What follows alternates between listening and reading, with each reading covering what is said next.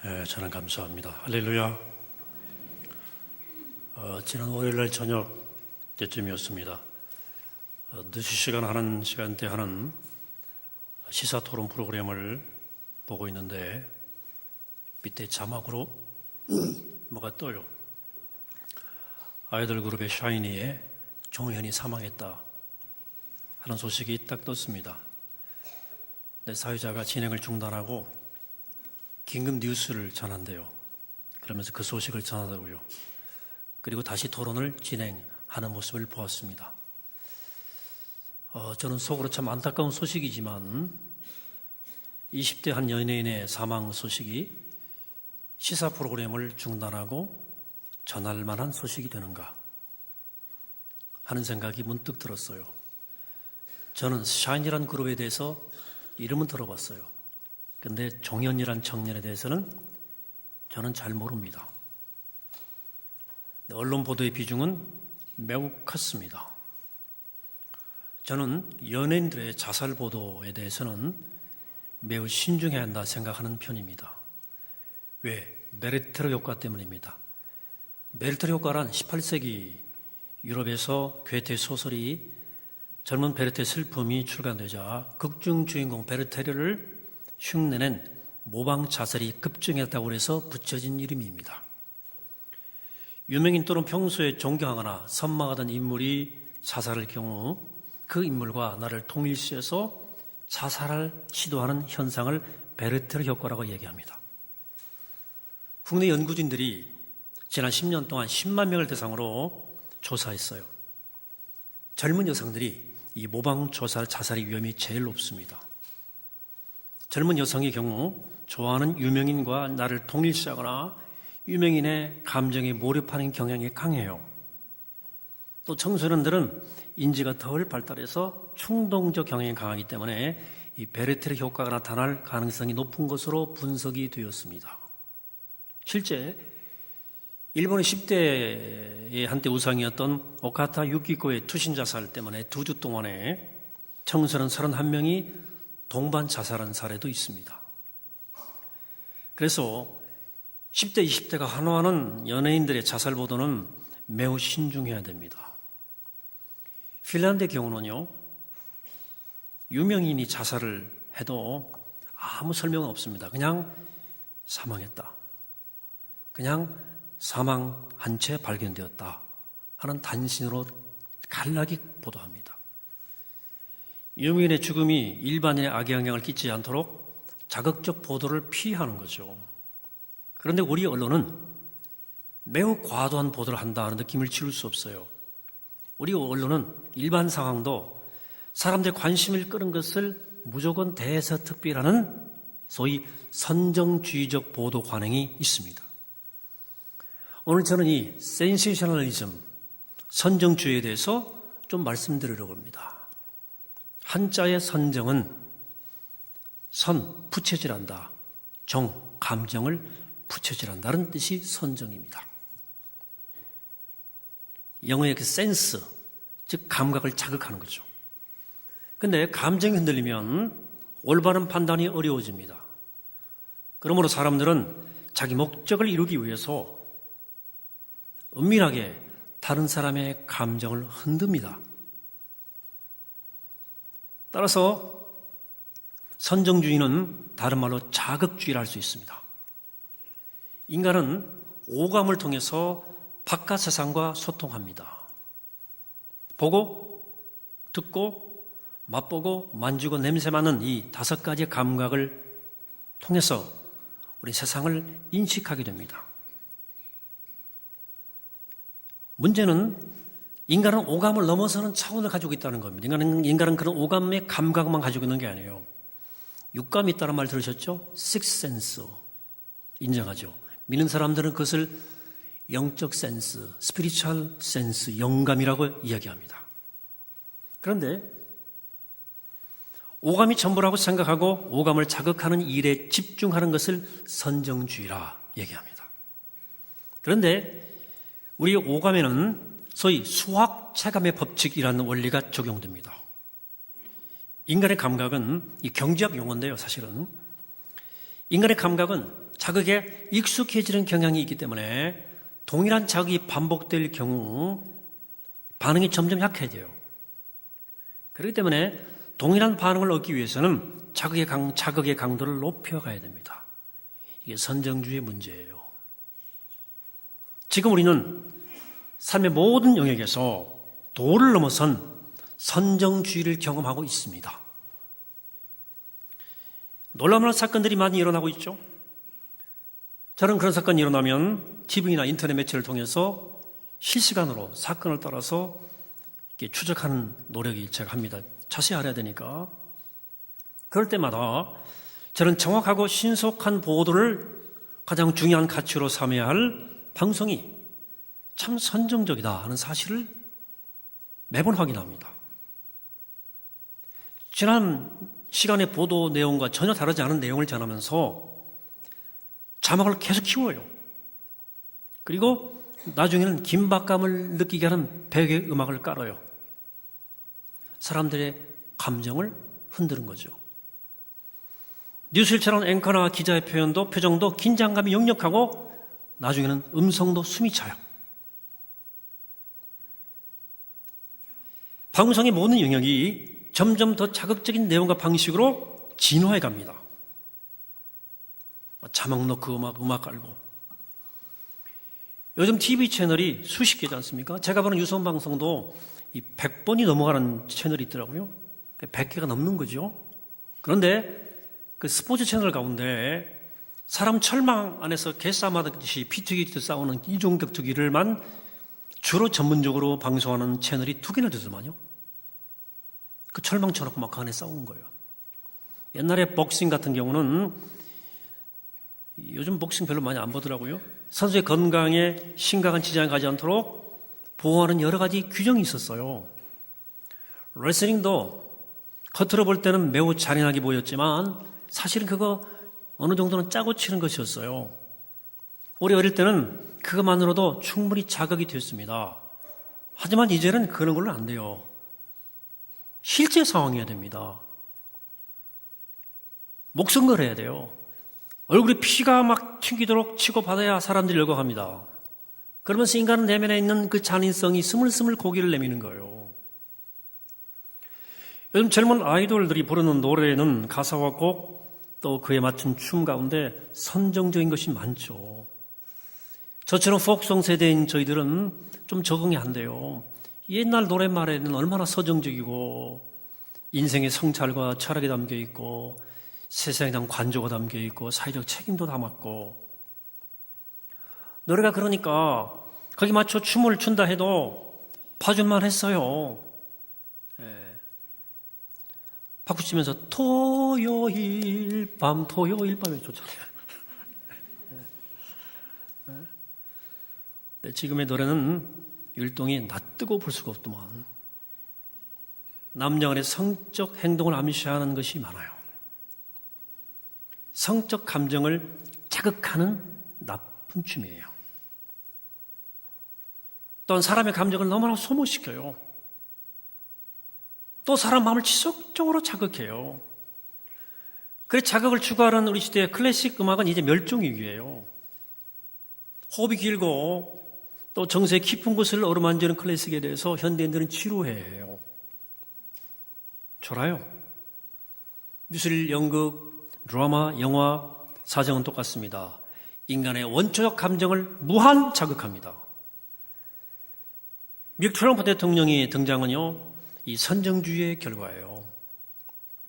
처음에 그가 공화당 대선 후보로 등장했을 때 1위 달 때 많은 정치 전문가들이 그 몇 달 못 간다 그랬어요.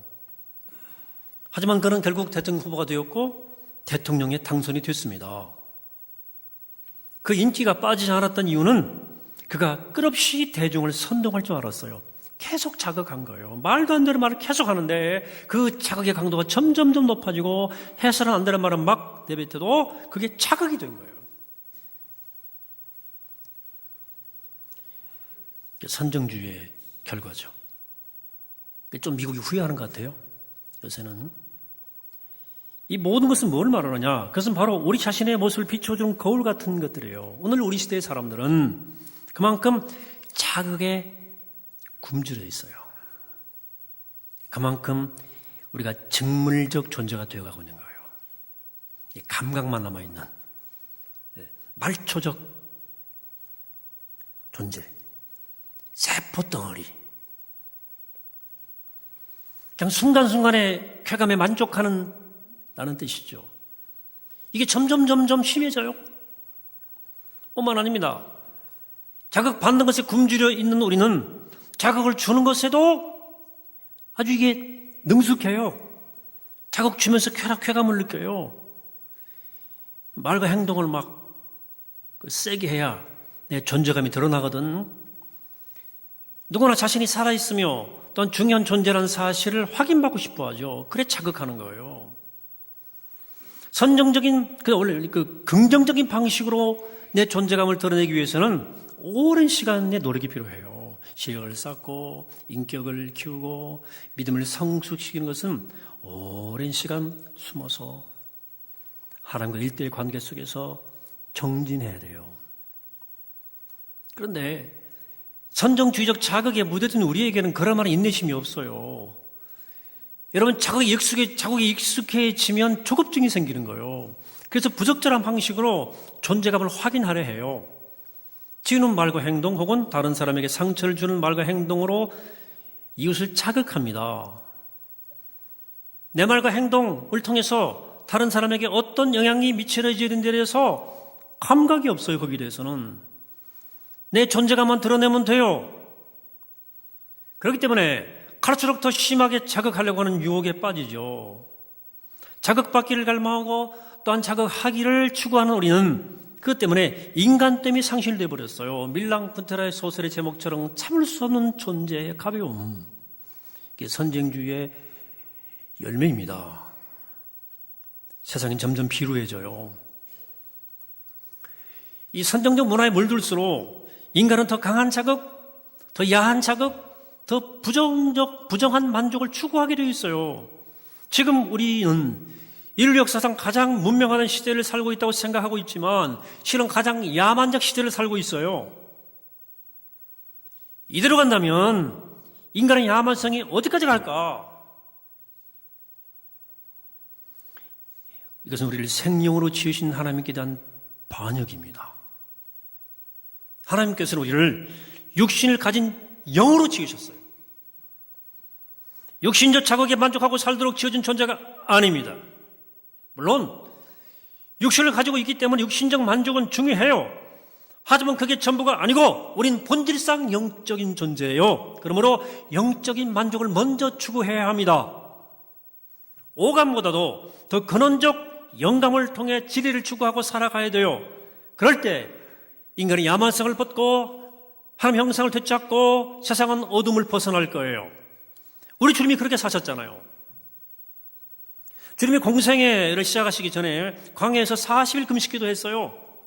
그런 가운데 사탄이 유혹을 하죠.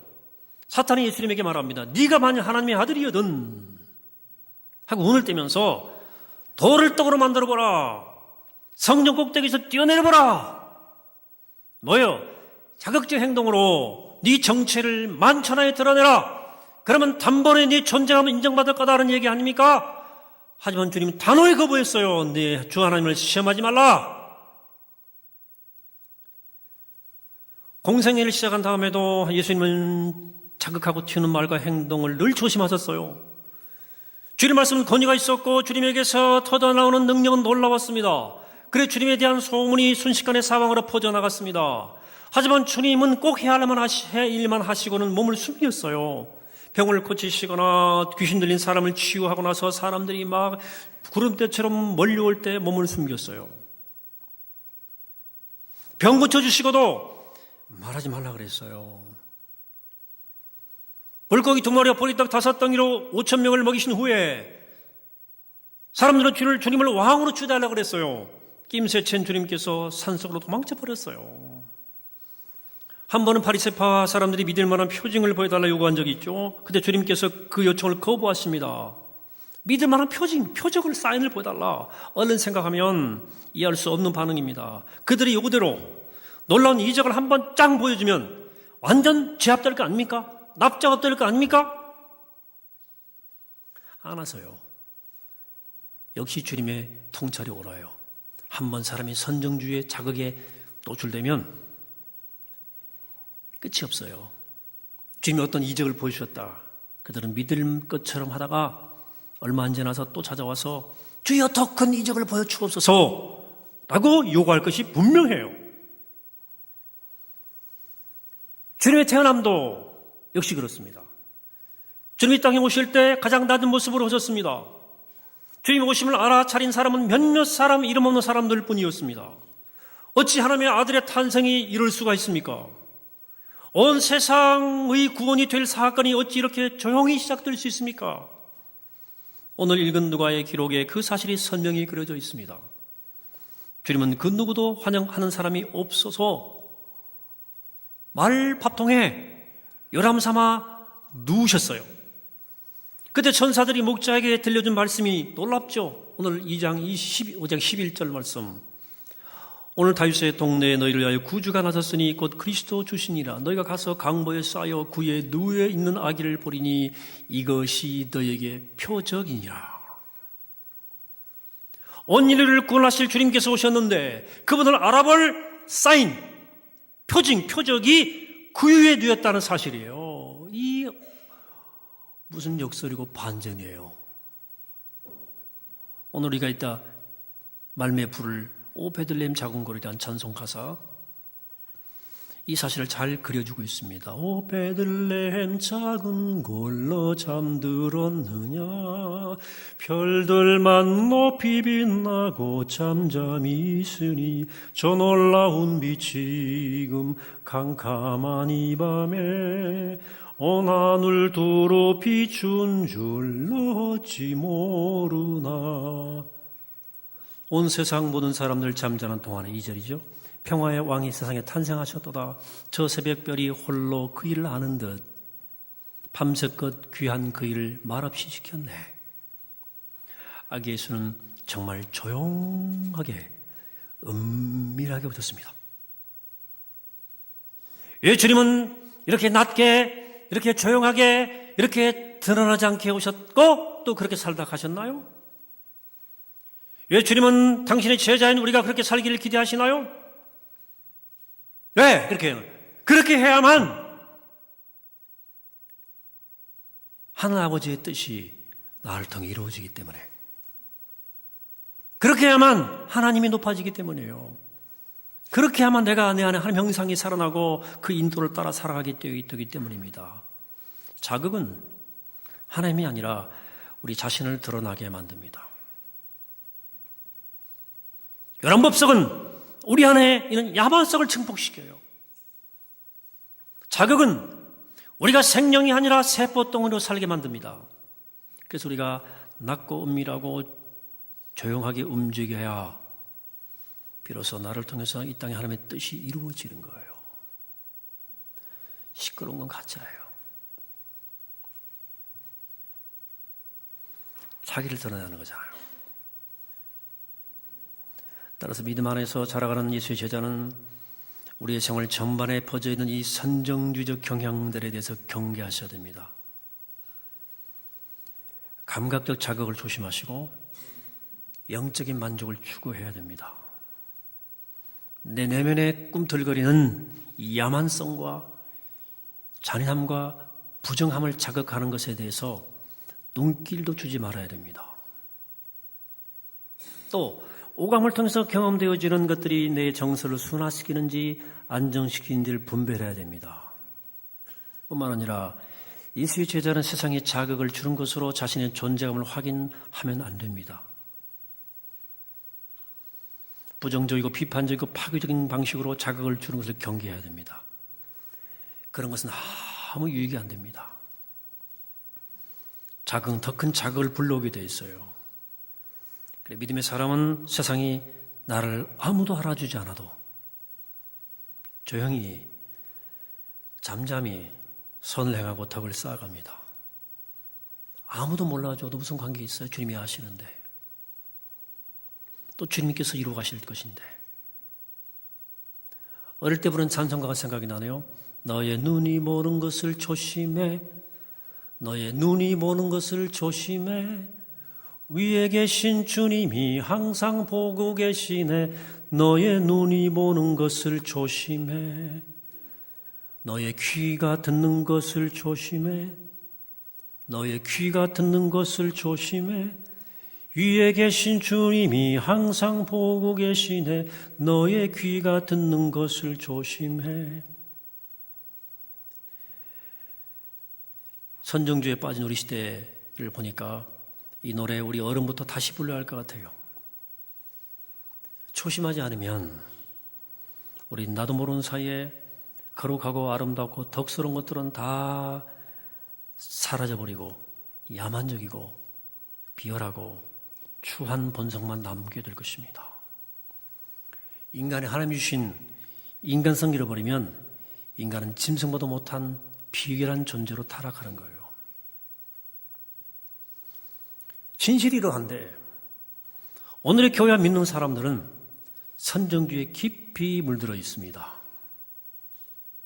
교인들이 깊이 있는 영성이 아니라 자극적 이벤트를 추구해요.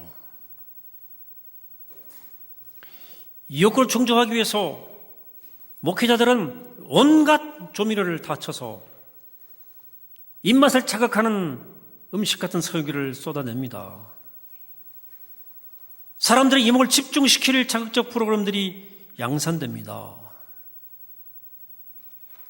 평범한 사람들 말고 사회적인 유명인사나 유명 연예인들 또 극적인 스토리가 있는 사람들을 불러서 간증 집회를 여는 것도 바로 그런 이유에서 그런 겁니다. 이제는 밋밋한 걸로는 통하지 않습니다. 좀 더 강해야 돼요. 좀 더 강하게 나와야 됩니다. 좀 더 자극적이어야 됩니다. 이렇게 선정적 신앙생활에 노출되면 앞에서 말한 수학 체감의 법칙이 적용돼요. 작동돼요. 점점 더 강한 자극을 갈망합니다. 과거에 부르던 조용하고 깊이 있는 찬송은 더 이상 안 불러요. 더 오래전에 불렀던 소위 그레고리안 챈트 같은 그것은 단순한 영창이거든요. 너무 밋밋하지, 지루하고. 지루하더라도 진실을 담은 설교보다는 내용이 없어도 웃기고 울리는 설교를 더 좋아합니다. 내 일상생활 속에서 은밀하게 일하신 하나님의 임재에 대해서는 눈과 귀를 완전히 닫고 끊임없이 이벤트로 영적으로 나를 자극해 주기를 기대합니다.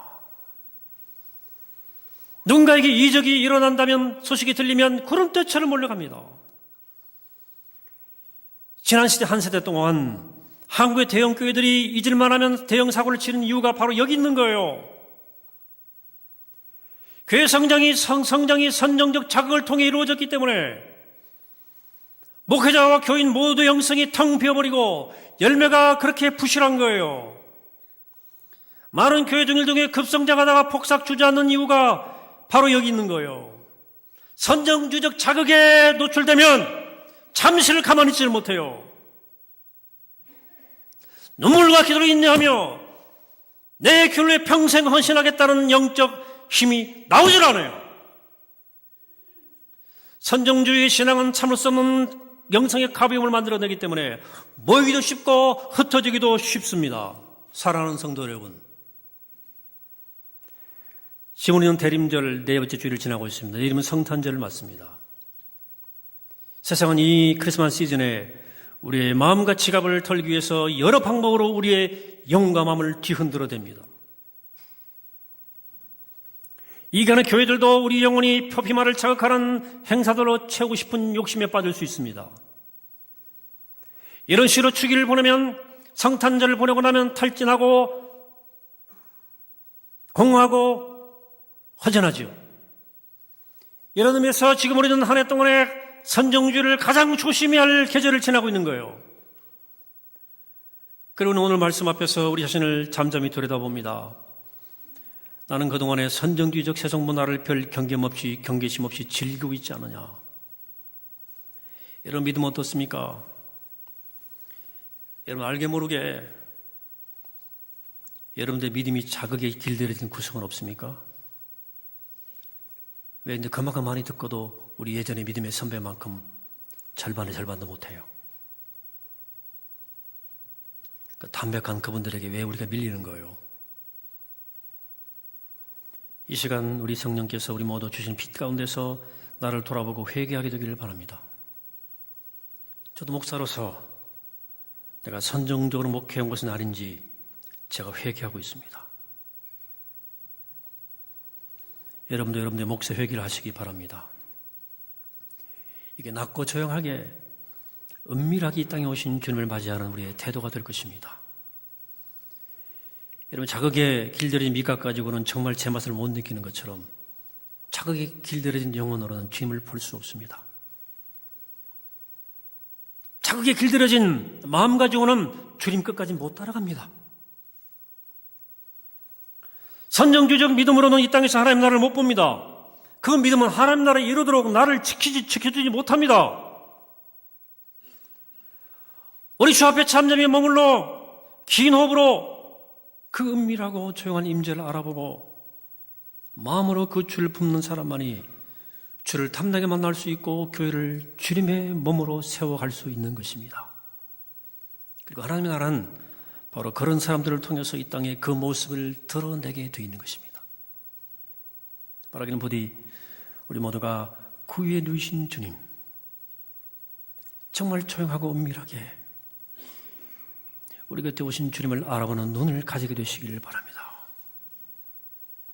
그리하여 조용하고 은밀한 성탄의 복된 소식을 우리의 온 삶으로 온누리에 전하는 복된 주의 백성들이 다 되시기를 이 아침에 주의 이름으로 간절히 축원합니다. 기도하시겠습니다.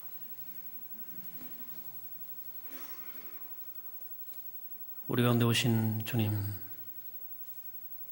대서특필 요람법석하게 오신 것이 아니라 정말 조용하게 은밀하게 낮게 숨죽이며 우리 가운데 오신 주님을 우리가 모셔드리게 하시옵소서.